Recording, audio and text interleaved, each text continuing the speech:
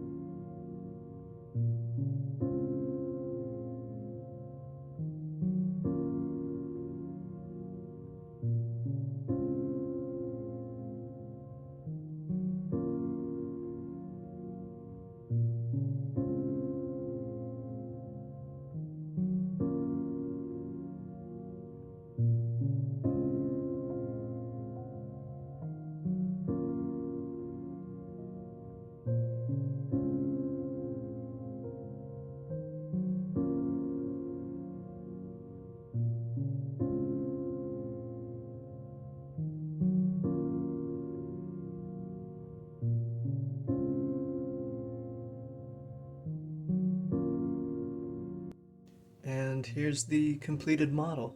We've got a pickup truck, semi-truck, the trailer, the house, 3 minifigures, and a dog.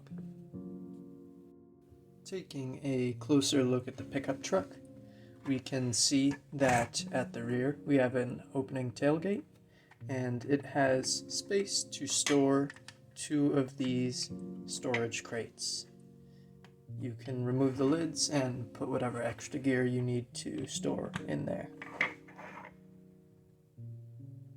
We can also remove the hood at the front to gain access to the engine, and we can see the detail inside of there. And lastly, you can remove the roof on top and put down your driver minifigure in there. And at the back we have some signal flags and this sign where we can display an oversized load. Now here's the big rig, or semi. And this thing to me is a work of art. It's probably the best truck I've ever built. But I'm really quite happy with how the proportions came out. And it's got a good number of interesting features. One part I really like is this fifth wheel. It does tilt with the trailer. And we've got another storage crate back here, which you can use. Right now I've got some fire extinguishers in there. This can be removed as well. If we take a look at the front of the truck here, you can see this 4-stud wide section. This is actually completely hollow, and it's hiding a fully detailed engine. Now that is a cool feature. This guy can come off too, and we can get a little better look at it.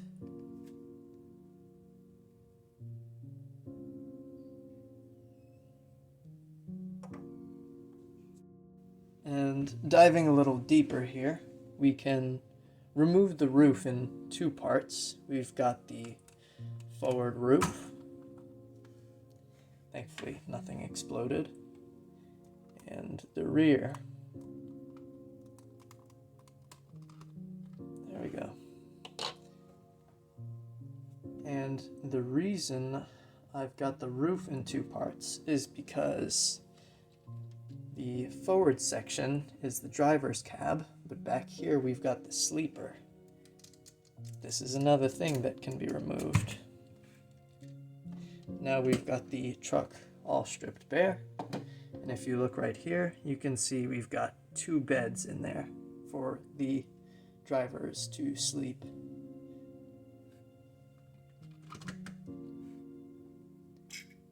Let's put this all back together so it doesn't look so bad. Now here we've got the trailer. This actually is an original idea of mine. I didn't base it off of anything existing. And the reason it looks quite odd is because the foundation of the house actually ties into the trailer at this perimeter. And that allows it to maintain the lowest possible head clearance, so it can go under bridges and other various obstacles as easily as possible. And there's really not that much to this. I will show you though, it is modular. So the trailer comes into 4 parts, and this is what makes it easy to install onto the house. And if you look at the front here, we have some casters that allow it to steer easier on the road. And I'll just bring in the truck really quick to show you how it connects up.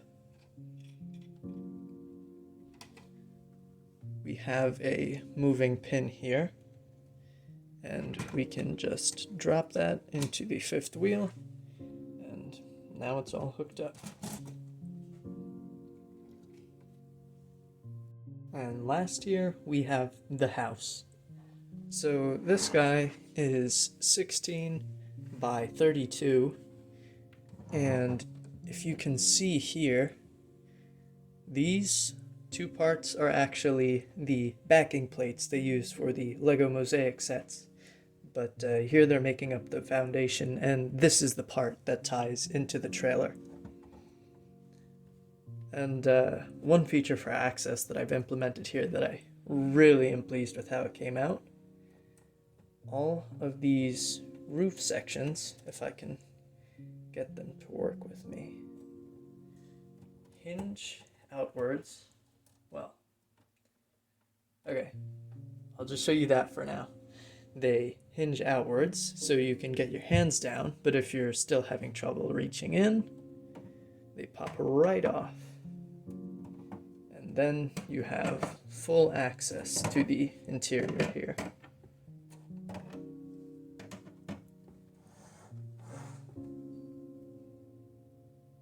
Taking a look inside, we have a little loft up here, currently unfurnished.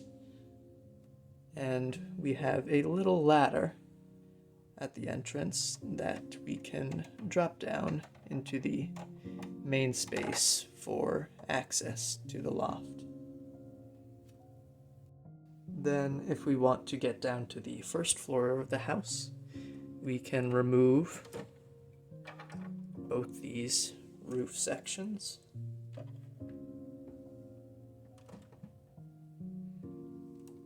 And now we have full access.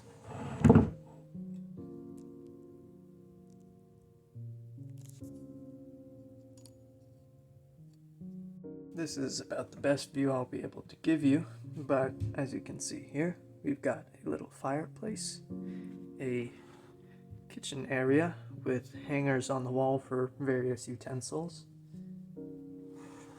In the back, we have a set of bunk beds, which, if you would like to sleep in a master bed, could be installed in the loft. Then, oops, looks like we've got a loose chair. This would be the dining table, and we've got a little television for the residents to watch. This back here is the bathroom, and as you might notice, it's somewhat difficult to access, but to remedy that, I've made this wall removable. And now you get a good view. We've got the sink here, a toilet with a paper roll, and the shower.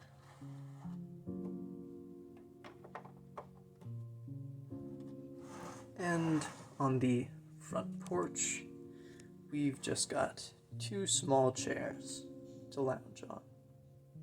And here I've got the house mounted back onto the trailer, so you can see how it's mobile now. And the same way to attach the truck as before. Just lift this pin, slide it under, and drop it down.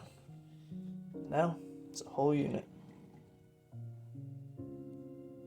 So everybody, thank you for watching, taking a look at my model. Anything I spoke about will be in the description, links to the software I used, Bricklink, and the rebrickable instructions